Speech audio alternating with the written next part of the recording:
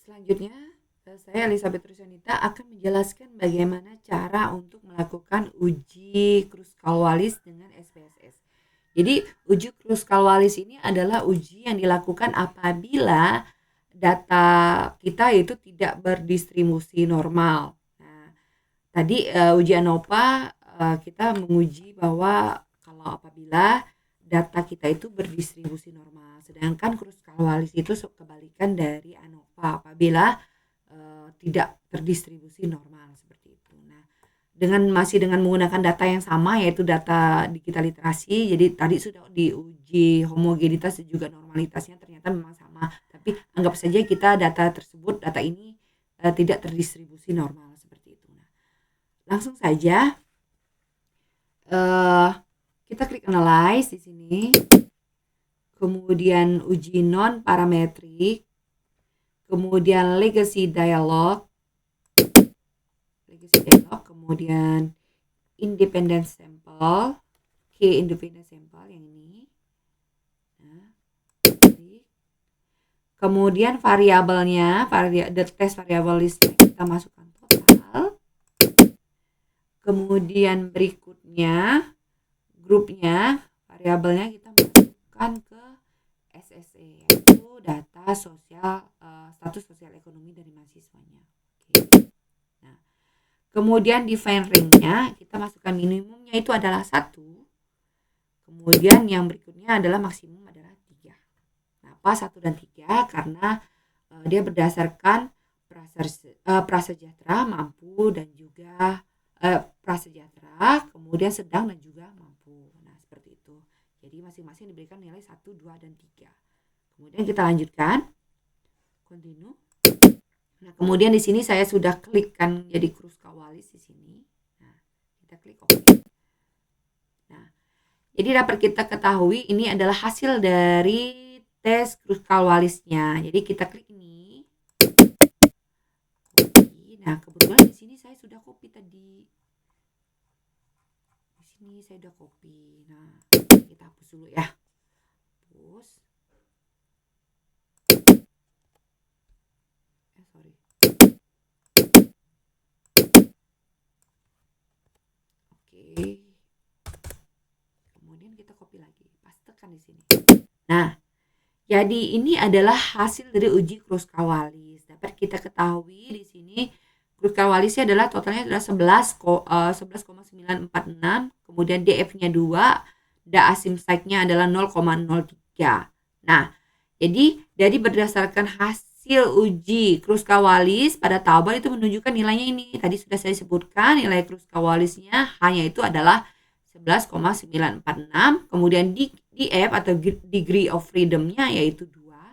Kemudian asymptote-nya adalah nilai signifikasinya adalah 0,003. Nah, karena nilai signifikasinya yaitu asymptote-nya sebesar 0,003 itu lebih kecil daripada 0,05, maka dapat disimpulkan bahwa terdapat perbedaan yang signifikan secara statistik di antara kelompok-kelompok berdasarkan tingkat pendapatan, yaitu berdasarkan status sosial dan juga ekonomi mahasiswa. Nah, kesimpulannya, uji Kruskal-Wallis ini menunjukkan bahwa terdapat perbedaan signifikan antara setidaknya 2 kelompok dalam variabel yang diuji. Uji ini dilakukan sebagai alternatif dari uji ANOVA ketika asumsi normalitas tidak terpenuhi. Jadi untuk mengetahui kelompok mana yang berbeda secara signifikan, analisis lanjutan atau uji posok ditambahan diperlukan. Nah, ini kita sudah ada hasil uji posok. Nah, ya, tapi kita ulangi lagi ya. Uji posoknya bagaimana cara uji untuk posok dari Kruskal-Wallis. Nah, kemudian di sini kita klik analyze lagi. Kemudian uji non parametric test.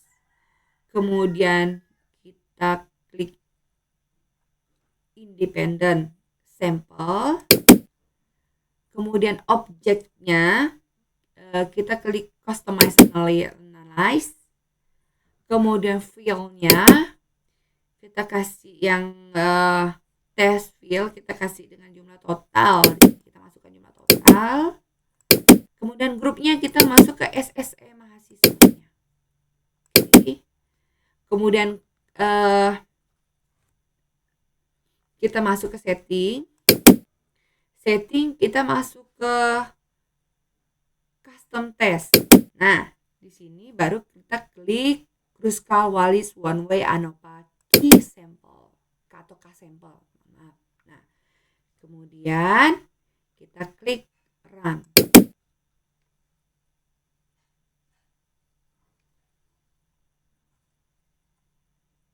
Nah, ini dia hasilnya, yaitu Pairwise Compression of SSE mahasiswa. Nah, kita klik ini. Kita klik ke sini. Tadi kebetulan di sini saya sudah klik tadi ya. Udah saya kopikan di sini tadi. Nah, jadi ini hasilnya. Kita simpelkan di sini dari sampel 1 sampai sampel 2 ada prasejahtera di sini, kemudian sampai ke mampu juga di sini ya. Nah, dari hasil uji POSOK pada tabel menunjukkan perbedaan rata-rata antara kelompok berdasarkan tingkat pendapatan dengan menggunakan uji pasangan pairwise comparison. Nilai signifikasi telah disesuaikan menggunakan koreksi Bonferroni untuk mengurangi risiko kesalahan tipe 1 karena melakukan beberapa pengujian. Berikut adalah hasilnya. Nah, kelompok prasejahtera dengan kelompok mampu. Tes statistiknya yaitu 22,386, kemudian signifikasinya adalah 0,022, tetapi nilai adjust sign-nya, nilai signifikasi yang sesuai adalah 0,067, yaitu lebih dari 0,05.